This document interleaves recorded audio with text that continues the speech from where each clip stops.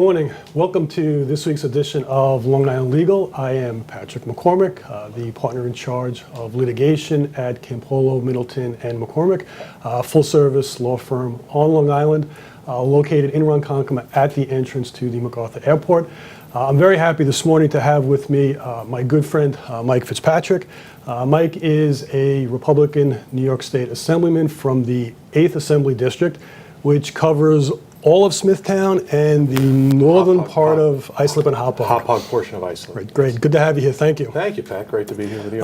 Let's jump right into it. The current Assembly session is ending, I think it's next week? June 19th is our scheduled. And what can the residents of Smithtown and your district expect to see in the last week? And can you give us some highlights about what's happened this session? The session begins in January.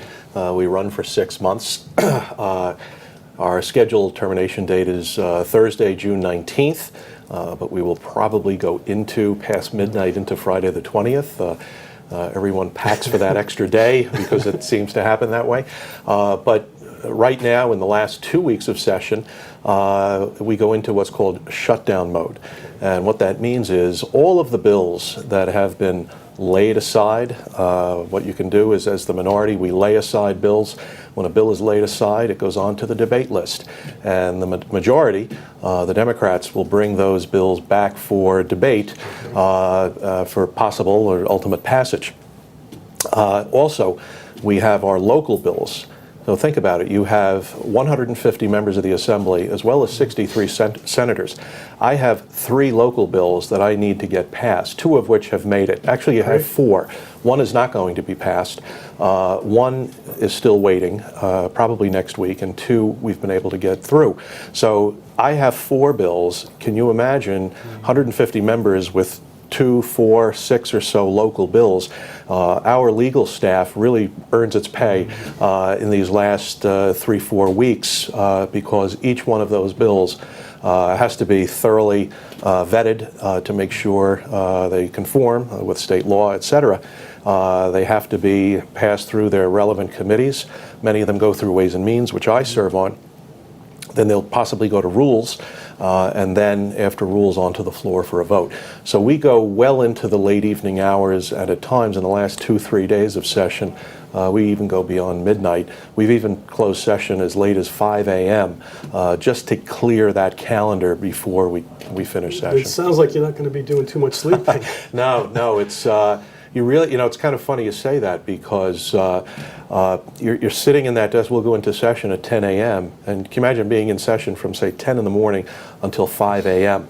So believe it or not, you kind of have to be careful what you eat, when you eat, because and it's kind of funny, late in I'll tell you a funny story. My first year in session, that was 12 years ago. Sure. It's 2:45 a.m. I'm a newly elected member going through my first shutdown or end of session.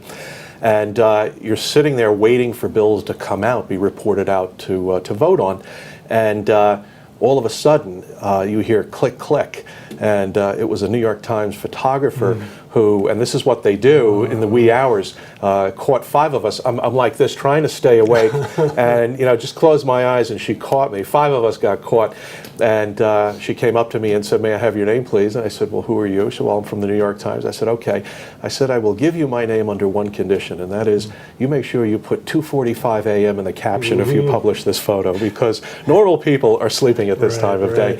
But it's funny. The sergeant at arms will warn us that photographers are in the house, and they believe it or not, they look for those kinds of photos. So tell us about I think you said there were two local bills that you have pending. One you hope to get passed. Well, the one we just passed the most important one. Well, actually, they're all important, but we just Senator Flanagan and I just passed the bill that would respect the results of the last local election. Supervisor Vecchio and Councilwoman Noack mistakenly did not meet the 30-day requirement and forgot to sign the book, as they say. The town clerk decided to vacate the position. He did not support the supervisor in the last election, and there's a little bit of tension in town hall.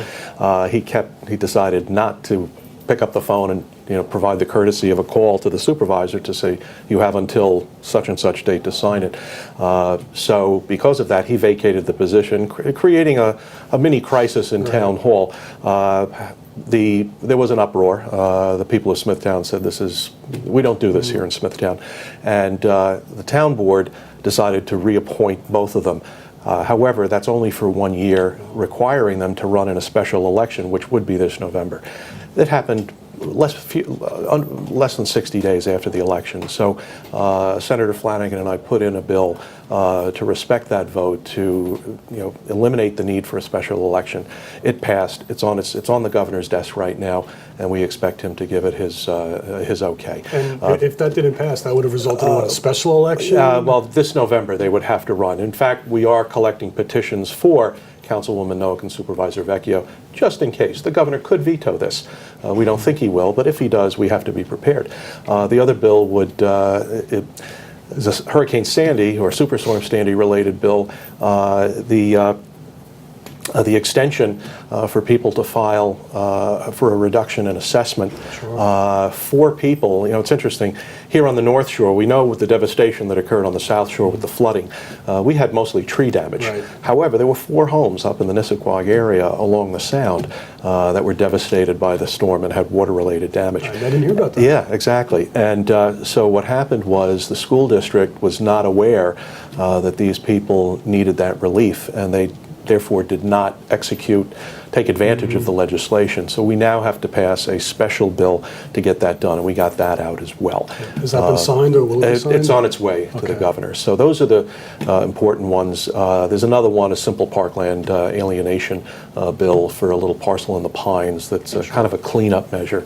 And the one that didn't pass, unfortunately, was held in committee. This is a bill I have had for the last few years, and Assemblyman Engelbright in Brookhaven tries to advance the same legislation for Brookhaven, but the purchase limits for heavy equipment have not been adjusted in many, many years. The cost of this heavy equipment has gone up quite dramatically. As you can imagine, these bucket loaders, heavy trucks, etc. Does it include snow plows and things of that nature? Anything heavy. There's a dollar limit. It's about $800,000, which is ridiculously low. But for some reason, we just cannot get the majority to see the light on this. And it's not a partisan issue, because Assemblyman Engelbright, who is a Democrat, has the same problem getting this bill passed for Brookhaven. The towns can still bond and buy them, but the limits for to pay it out of current revenue has been unrealistically low for too long. I think after the last 2 winters, yes. I think there's probably a lot of municipalities that need to upgrade equipment. Absolutely, absolutely. That's too bad. Hopefully maybe next session you'll be able to stay up late and so that's kind of what I'm working on here in the last couple of weeks, and so we have 1 more week to get that other bill. And you can imagine 149 of my colleagues are trying to get the same types of bills through for their constituents. Sounds like it's going to be busy. It is, and it's going to be a couple of late nights. I've heard a lot in the last probably 6 months, maybe the last year, about both pension reform and mandate relief. Mandate relief. What's going on with that? It is a huge issue. As you know, and many of your viewers know, the governor passed the tax cap. Right. He was very strong on that issue. Mm-hmm. By the way, that is an issue that he was that I take personal pride in, quite frankly, because as Attorney General, Governor Cuomo, then Attorney General Cuomo, advanced a what's called a program bill to allow or lower the threshold to facilitate district consolidation. Right. We have many, many forms of government, and rather than have a top-down approach where Albany says, okay, you 2 districts will consolidate, that's always rejected by the by the public. He decided to advance a bill that would lower the threshold to put these issues on the ballot. Had broad support, it passed, but in the press conference here in Huntington, when he was advancing this bill, he complimented the Assembly Republican Conference for putting the tax cap issue on the table. That was my bill, Pat, that he was referring to. No, so I appreciate that. I'm pretty proud of that. So any argument that Republicans have little or no influence because we're in the minority is, quite frankly, wrong, because we are advancing some very important issues. The tax cap we are very proud of. I personally am very proud of that. But also now mandate relief, and that has been a new initiative that I've undertaken. I've put a bill in that does 8603 that does three very simple things. It would require a 2% cap on binding arbitration awards. It would require pension reform, all new hires going into an already established defined contribution program that is used by our SUNY professors, our instructional staff, 70% of whom use the defined contribution. In fact, one member of the Assembly, a colleague of mine who has been in that system for well over 20 years, said it was the best advice he received when he went to work at one of our SUNY schools was to say, don't take the defined contribution benefit, go the defined contribution route. And he says, I have over $1 million in my account now because of that. So he's very pleased with it. And then three, it would require a simple modification to the Triborough Amendment of the Taylor Law. The Triborough Amendment requires that all provisions of a contract regarding public employees remain in full effect until a new agreement is ratified. Simple modification that has been requested by our school boards and school superintendents, and that would simply be that when a contract expires, all provisions would remain in effect except one. The automatic step increases would be suspended for that length of time when there's no contract. When you say automatic step increases, that's increases of what? We're talking in many cases 1.5% to 3% per year for those who are eligible for that. Case in point, the Kings Park School District, when its contract expired, that was $1 million increase to their budget. And that is a district it's not a wealthy school district, it's a classic working middle class school district that has less than 5% of their tax base commercial. So it's mostly, almost all residential. You either lay off young teachers, you either do the last in, first out, or you cut classes and programs. Because the taxpayer, there's no more elasticity in the property taxpayer, not just in Kings Park, but everywhere on Long Island. It's funny you mention Kings Park. That's my home district. Your district. And the budget meetings and which were very vocal, a lot of residents in the school board. There's a lot of debate, and one of the fundamental questions to the board was, how did this happen? How did it get to this point? And I suspect this had something to do with it. The way it happened was that the tax cap passed, but to make the tax cap work, you had to couple it with mandate relief. And the majorities did not want to put any specific mandate relief in the bill. However, the governor created a commission to come up with mandate relief ideas. It has not produced anything, at least nothing significant. So, of more than a dozen or so issues that are out there screaming for attention in terms of mandate relief, I focused on what I believe are the three most important cost drivers for our municipal budgets: the binding arbitration, the pension reform, and in the case of our school districts, and our school taxes are our fastest growing and largest segment of our property tax bill, the modification of Triborough just to stop the automatic tax increases. They take nothing away from any of the interested parties, but it does slow down the growth of these costs, which is something we have to do. We have a severe math problem here, Pat, and that is, with the higher salaries, these 3% increases just for steps, not the negotiated increase in the base, just the steps, are driving these budgets up higher. It's increasing the cost, trickling down to the taxpayer, but it's a higher Medicaid, higher FICA cost, but a higher pension contribution, and of course, increased cost in the operating budget. Everyone wants a raise, and people deserve raises. Sure. But we're at a point now where this system is becoming unsustainable, and as a sad byproduct of this, we're now seeing, a referendum which unfortunately, in my view, passed, allowing an expansion of gambling, and the way it was sold is it'll provide tax relief, school tax relief. When that language was included in the provision, all of a sudden the polling flipped, which tells you people are desperate for tax relief. People are concerned about it. And your county budgets are now getting relief from the red light cameras, and the legislature, which I passed recently, which I oppose strongly, is the addition of now speed cameras. There's a belief now that we have this crisis of speeding in front of our schools, which is not true. There may be an occasional problem, but it is not a broad crisis by any stretch of the imagination. But every school district is going to get one speed camera. There are already calls for increased speed cameras. We are now going to be, penalizing people for, all of these behaviors because elected officials are unwilling to deal with the reality of these cost drivers.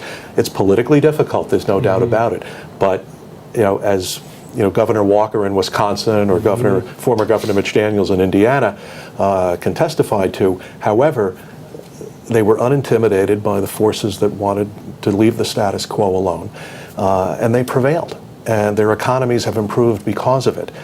We are the highest tax state in the country. We are seeing our tax base slowly evaporate. 125 jobs here, Entenmann's closing down a couple of lines, 175 jobs.